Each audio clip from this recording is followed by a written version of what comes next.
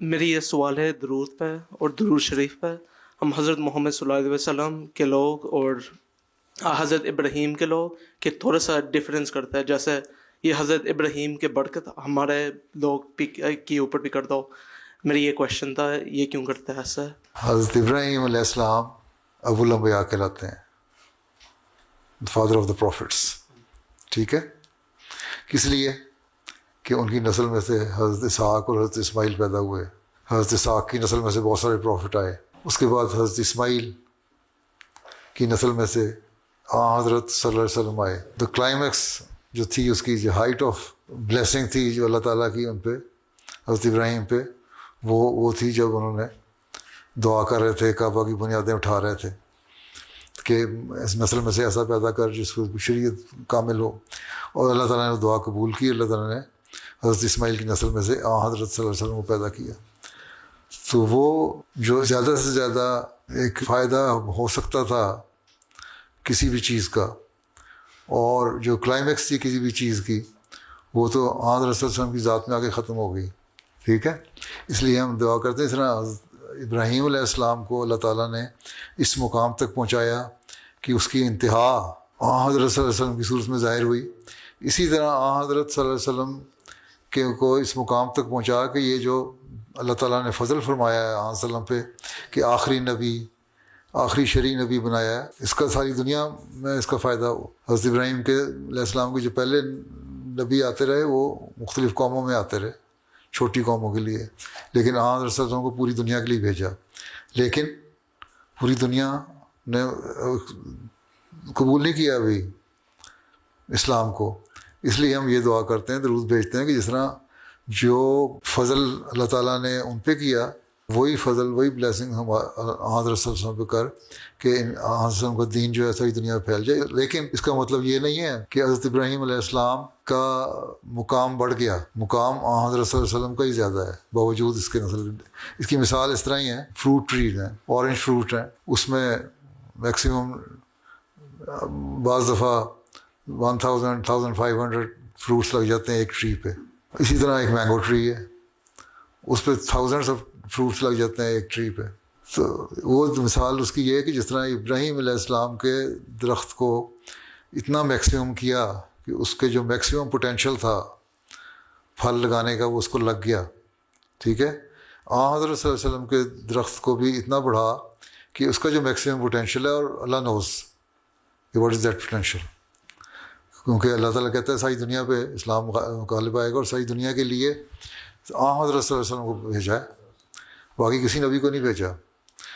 تو وہ جو پھل ہے وہ جو میکسیمم اس کی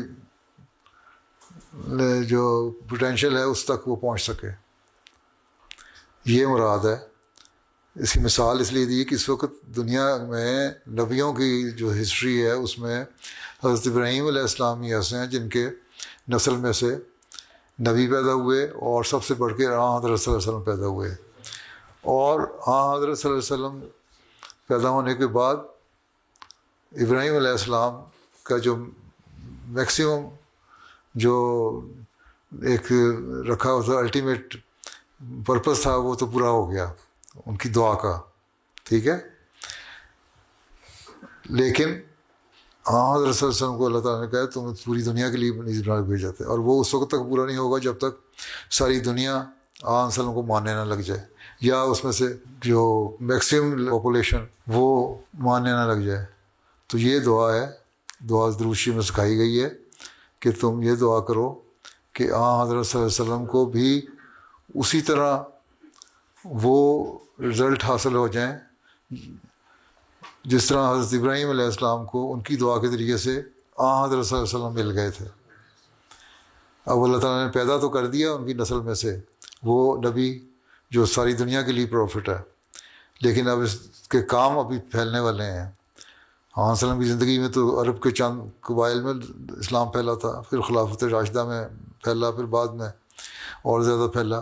لیکن ابھی بھی دنیا میں اگر 2 بلین مسلمان ہیں اور باقی 6 بلین جو ہیں وہ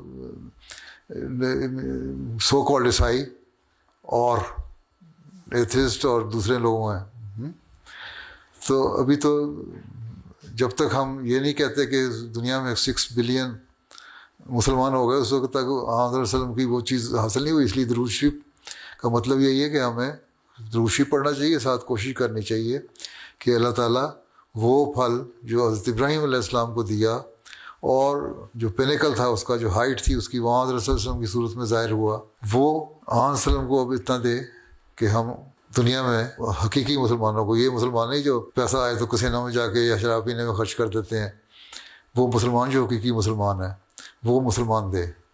اگر اس طرح آپ درود پڑھتے ہوئے درود پڑھیں گے نا, اللہم صلی علی محمد و علی آل محمد, کہ حضرت صلی اللہ علیہ وسلم پر اتنا فضل فرما جو بہت زیادہ فضل ہے. صلی کیا ہے؟ صلی کا مطلب ہے دعا کرنا.